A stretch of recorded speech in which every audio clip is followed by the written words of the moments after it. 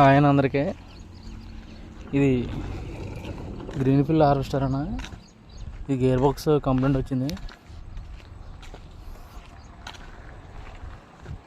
Gear box ఎందుకు complaint వస్తుందంటే, రన్నింగ్లో వెళ్ళినప్పుడు పెద్ద పెద్ద గొట్లు ఉంటాయి కదా, ఆ గొట్లు ఎక్కేటప్పుడు అది లివర్ని పట్టుకొని గేర్ మార్చకుండా ఆటోమేటిక్గా గుద్దేస్తుంటారు సో ఒక్కొక్క డ్రైవరు.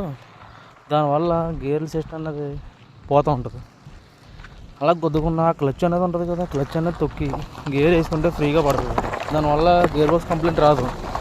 అది ప్రతి ఒక్కరు కూడా గమనించాలి. ఇక్కడ ఈ బండికి కూడా సేమ్ అలాగే జరిగింది.